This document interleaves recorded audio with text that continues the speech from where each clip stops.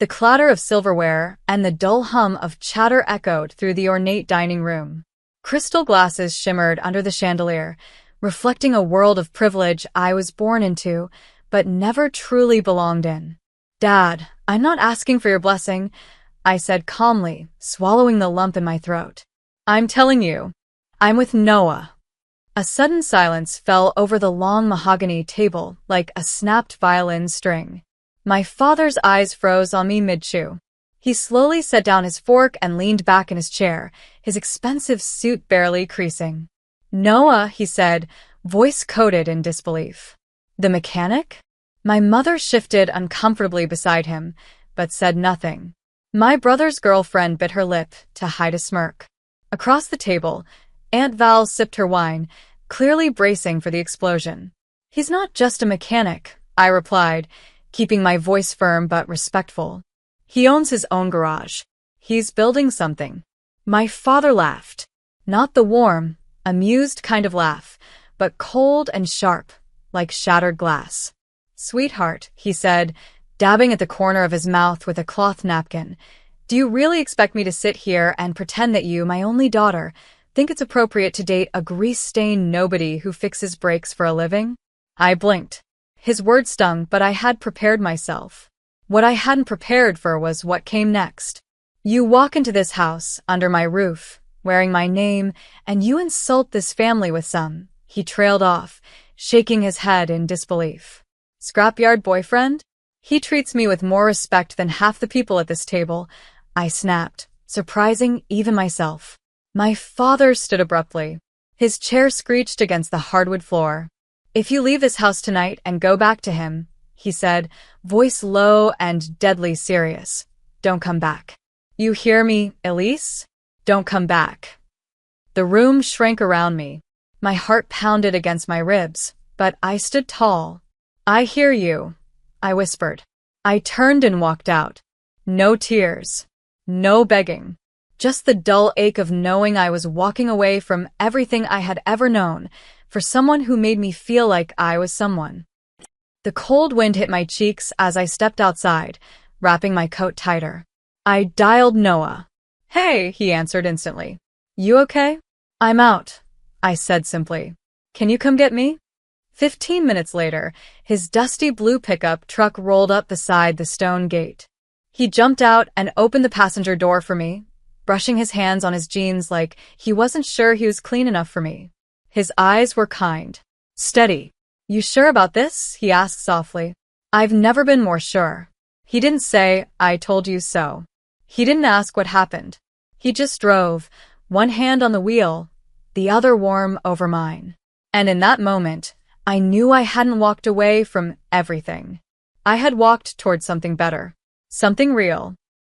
But life wasn't a fairy tale. The next 2 years were tough, grueling, even.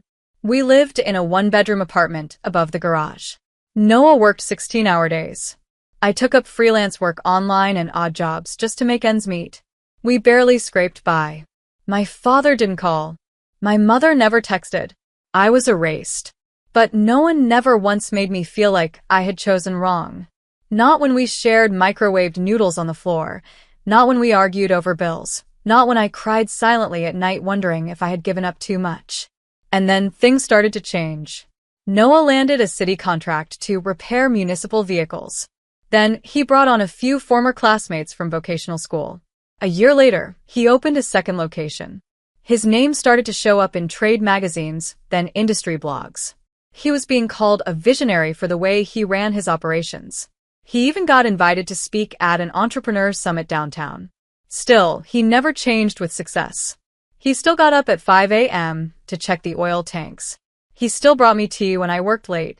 He still asked, "How was your day?" like it was the most important question in the world. And then he proposed. It wasn't flashy. Just us. On the rooftop of the garage where we once watched fireworks on New Year's, with the city lights stretching below. He held out a simple ring and said, "You bet on me when no one else would. Now, I want to build the rest of my life betting on us." I said yes through tears. But the real story began at the wedding. Because that's when my father walked in, uninvited. And that's when everything changed. The venue was modest by my family's standards, an ivy-covered greenhouse turned rustic event space, tucked away on the edge of the city. But to me, it was perfect. String lights hung like stars over the tables. Wildflowers decorated every corner. There was no champagne waterfall, no orchestra, but every laugh, every tear that day was real. I had just finished getting ready. My hair was pinned softly over one shoulder, a simple lace dress hugging my figure. Not designer, but it felt like me. As I glanced at my reflection, a mix of nerves and joy danced in my chest. Knock, knock, came a voice behind me. I turned. It was Maya, my maid of honor, and the closest friend I'd made since leaving home. "He's already crying," she said with a grin. "And we haven't even started." I laughed through a swell of emotion. "That makes two of us." We made our way to the garden aisle. The music swelled. The guests stood. I took a deep breath. But just as I stepped forward, there was movement at the back. A man entered quietly, like a shadow cutting across the light. I froze for half a second. Maya tensed beside me. It was my father. Wearing a tailored charcoal suit, hair slicked back, expression unreadable. He didn't look angry. He didn't even look smug. He looked guarded. And for the first time in years, I didn't feel small when I looked at him. I looked forward again. And there was Noah, waiting at the altar. His hands folded in front of him, eyes fixed on me, smile tugging at the corners of his lips even as tears glossed his lashes. So I walked. Past the whispers. Past my father. Past my past. Toward the man who had built a future with me, not for me. The ceremony was breathtaking in its simplicity. We read our vows, mine handwritten in the margins of a notepad I used while working night shifts. His were folded neatly into his back pocket, slightly stained from oil. When he said, "You are my light when the days were dark," his voice cracked. Everyone felt it, even my father. The reception was in full swing. People were dancing. Laughter rolled like thunder under the clear sky. I was mid-conversation with Noah's aunt when Maya hurried over. "Hey," she said quietly, "your dad's here. He wants to speak to Noah." My stomach tightened. "Now." She nodded. He said, "It's important." I spotted them near the catering tent. My father, hands behind his back, and Noah, polite as ever. As I walked over, I caught the last part of their conversation.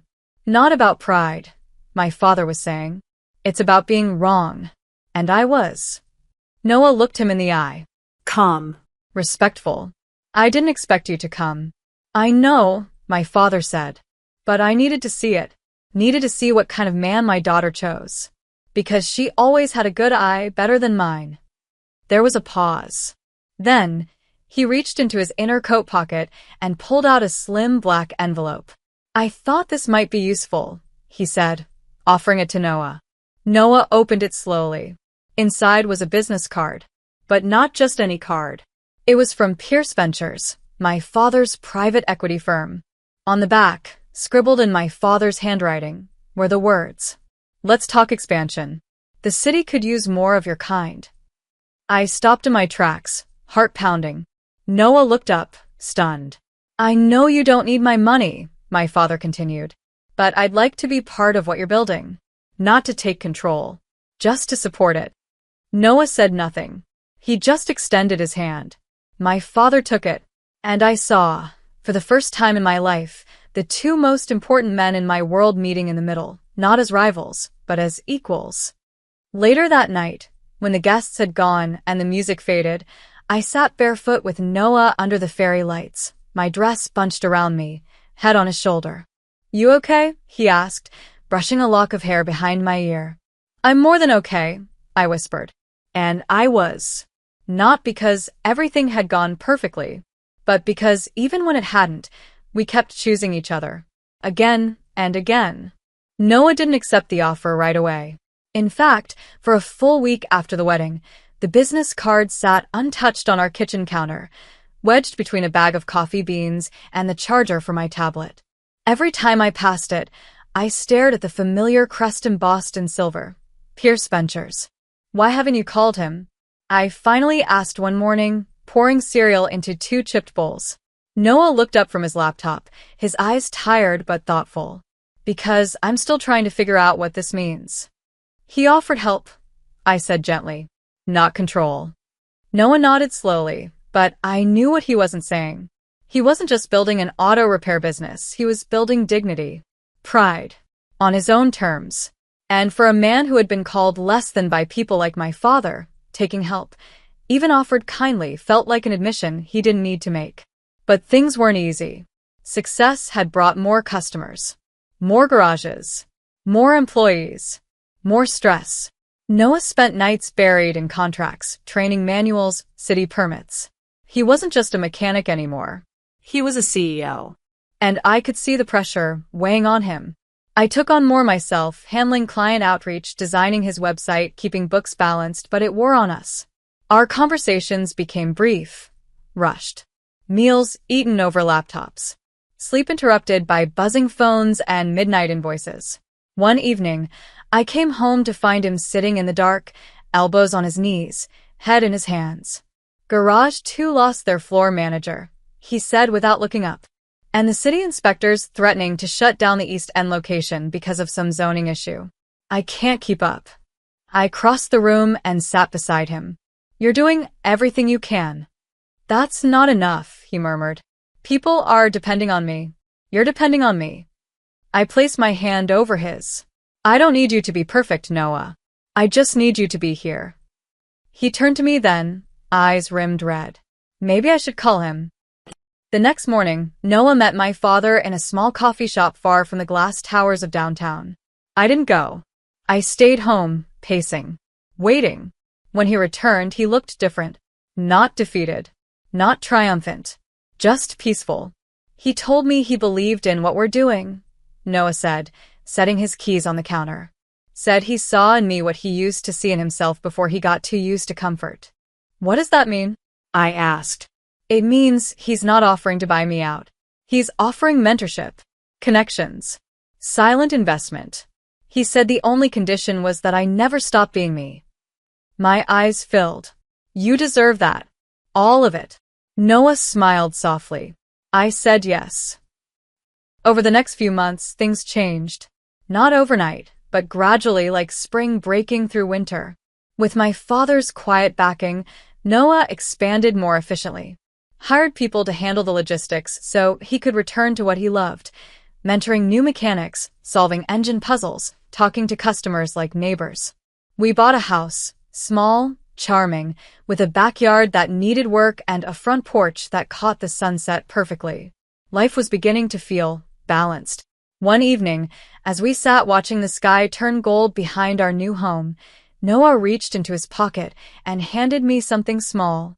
It was the original business card, creased now at the corners. I kept it, he said. Not because of what it offered, but because of what it represented. You chose me, even when your world didn't. I chose us, I whispered. But just when it seemed like life had finally steadied, something unexpected arrived. A letter. From my mother. The envelope was pale blue and smelled faintly of lavender. My heart dropped the moment I saw my mother's handwriting across the front. Delicate, precise, the same cursive I used to trace with my finger as a child on birthday cards and recipe notes. I didn't open it right away.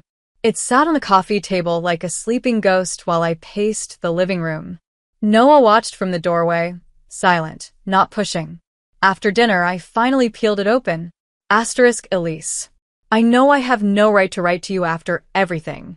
But I've spent the past 2 years replaying that night over and over in my mind. The night you walked out. The night your father let pride silence his heart, and I let fear silence mine.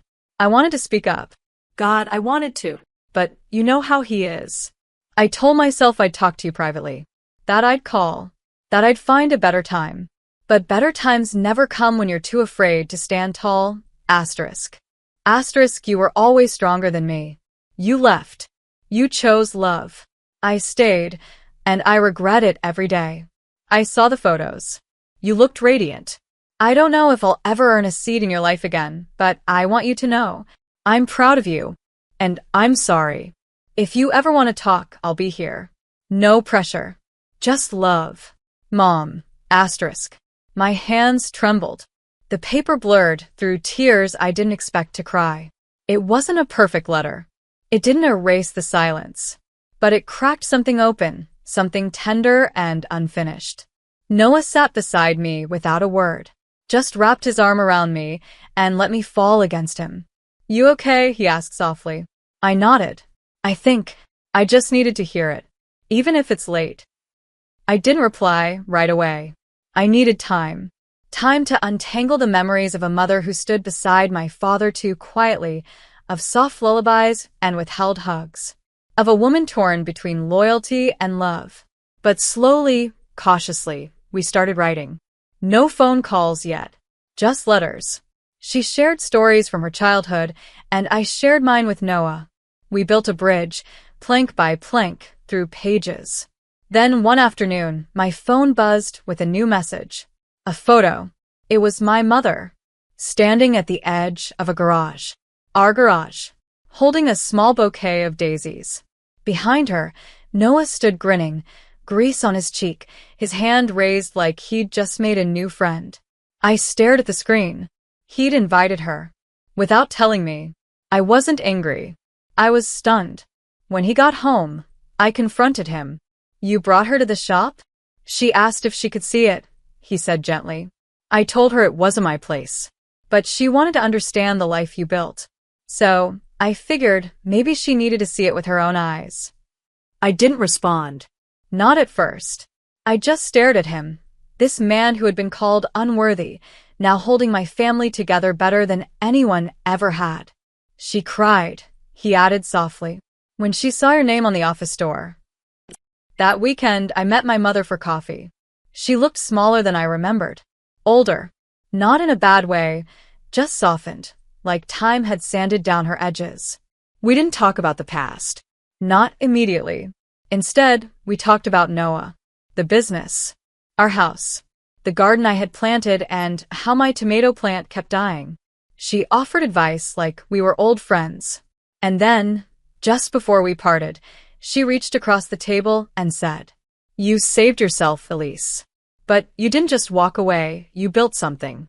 And I hope someday you can forgive me for not walking beside you. I squeezed her hand. My voice shook, but I said what I knew I was ready to say. I think I already have. That night, I told Noah everything. And we sat under the same porch where we had watched our first sunset months ago. Only now we were different, stronger. Not just survivors, but builders of something good, something lasting. Noah turned to me, eyes twinkling. You know what I realized? He said. What? You didn't just prove them wrong. You taught them something. And you never had to raise your voice to do it. The morning of the community award ceremony dawned cooler than expected for late summer. The air was sharp with the smell of dew and fresh-cut grass, and a light breeze rustled the folded paper programs on the wooden benches set up in the town square. Noah had been nominated by the city council for his contribution to local employment and youth mentorship programs. What had started as a single garage had grown into a respected network of auto shops that doubled as learning hubs, offering second chances to young people, some of whom had never been given a first one. But Noah wasn't nervous about the speech or the ceremony. He was nervous about who was coming. Because my father had RSVP'd yes. I spotted him even before Noah did. He walked in quietly alone, hands clasped behind his back. No fanfare. No entourage. He looked smaller in that crowd, like just another man trying to understand where he fit. Noah was backstage, fixing his collar in front of a dusty mirror, when I joined him. You ready? I asked. He turned and smiled, the lines around his eyes deeper now, but filled with quiet fire. Only if you're sitting front row. I leaned in and kissed his cheek. Always. When Noah took the stage, the applause was thunderous. Some of the young apprentices he'd mentored were in the front row, cheering loudest. He looked out at the sea of faces and paused. Then he began. I was told once that I'd never amount to much, that my job was dirty, that my dreams were too small. He smiled gently. But the truth is, Some of the cleanest hearts come from the dirtiest hands. The crowd quieted. I didn't build this alone. I had someone who believed in me when I didn't have more than a wrench and a broken-down truck. She saw more in me than what I was. She saw what I could be. His eyes met mine across the crowd.